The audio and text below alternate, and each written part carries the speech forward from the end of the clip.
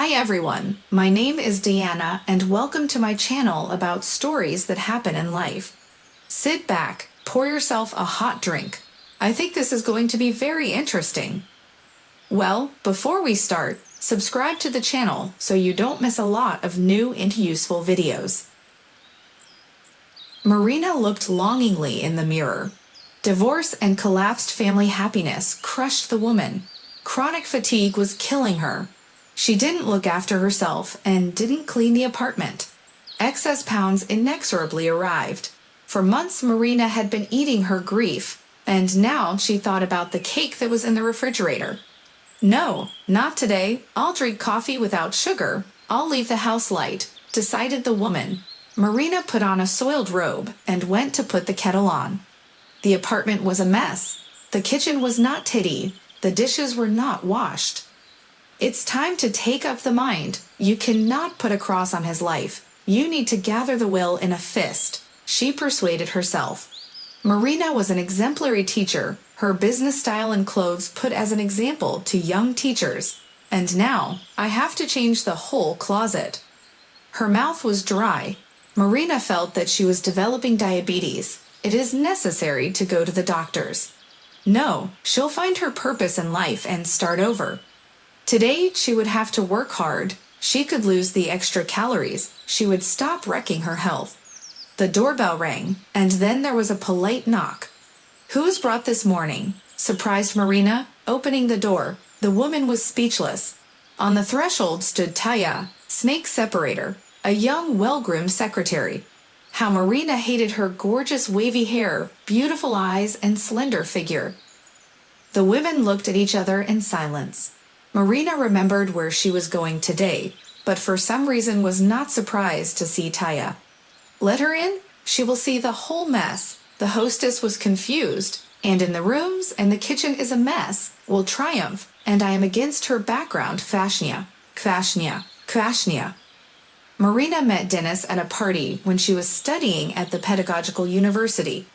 There everything somehow between them and happened. Marina got pregnant and Dennis said that as an honest man should marry her, and made the girl a proposal. Marina did not like it, but the young people soon created a family. Special love between them did not erupt, but the woman tried to create coziness and quiet family happiness. She was proud of her wedding ring and reliable husband. Dinka was born in his last year of study. Marina did not take a leave of absence. She wanted to get a diploma quickly. As she was not persuaded, the young mother attended lectures, wrote a diploma project. As a result of overload, sleep deprivation, she began to get fat, and her hair fell out in strands. Marina subsequently failed to pick up a good haircut, to return a beautiful hairstyle, to maintain attractiveness. But Dennis remained affectionate. It seemed that he did not notice it. Husband very much loved his son, Marina even a little jealous. So without any particular shocks they lived for 10 years. Till that naughty girl came along. As it happens, Marina all found out last, because she did not believe the gossip of acquaintances and friends. Jealous of their harmonious family, that's what they say, thought the woman. But the day came when Dennis requested a divorce from Marina. He said that the secretary Tasia pregnant from him, and he, as an honest man, should marry her. Marina did not believe his ears, but overnight was left alone. The most terrible blow for Marina was the decision of the son to live with his father. Dennis piled Dinka with gifts and promises, and he went to a new family. Father consoled Marina. Left with his father, he is not a little, and you need to think about how to start a new life. From these words, Marina was sick, heart clenched with unbearable pain, because the son traded her for the phone and gadgets. She blamed herself for the fact that plumped up and fat, Obabila. And now, looking at Tasia, she imagined, even dreamed, how the secretary would also turn into a fat sauerkraut, how her lovely curls would fade, her beautiful eyes would fade.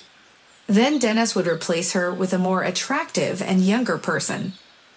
Marina did not like to gloat. She tried to drive these thoughts away from her, but they came back again. The kettle boiled. Marina turned to turn it off, and Tasia followed her unhesitatingly. Marina suppressed a wave of irritation and shame. She didn't care what this snake would notice. "I'm on business," timidly began the girl, not paying attention to the dirt, dust, and unwashed dishes. "Yes, not to visit," grinned Marina. "Tell me why you came and quickly get out." "I have a lot of things to do. I have to go to the bus." "Give me some water, please," asked the girl. Marina poured water from the tap, and Tasia greedily drank a few sips. "I'm in trouble. I'm seriously ill. I have a few months to live." Tasia quietly squeezed out of herself and cried. "Ah, the boomerang has returned, Snake. On someone else's grief do not build happiness," thought Marina, but immediately pushed away this ugly thought. She tried to console the secretary. "I sympathize. Now medicine is doing wonders. I think you can be cured." "No, it's too late now," Tasia whispered, somehow doomed. "Maybe this bitch will start asking for money now. Even if there were, would not give." Marina pressed her lips together and asked, "What can I do to help?"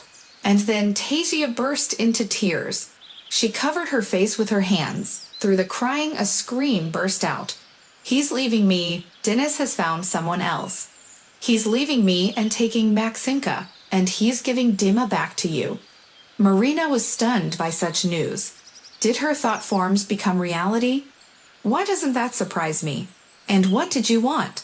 As I left me, so will leave you. He'll find a new wife, healthy and young. But you do not worry. I do not worry, said Marina, and thought, chatterbox, even as I worry, bloated all from homesickness, barely crawling. Marina really sympathized with Tasia, even tried to console her, but she had a lot to do, soon Easter, and she must go. How long is the divorcee going to cry in the vest? Suddenly the secretary rushed to Marina's feet, falling to her knees, and clutched at the hem of her robe. "Marina, forgive me, help me, don't give them Maxinka. Take him to yourself, he'll be lost there. She's beautiful, but she's such a bitch. My son is still very young, he will not be able to live with such a stepmother." Marina looked down at Tasia in horror. She did not expect such a turn.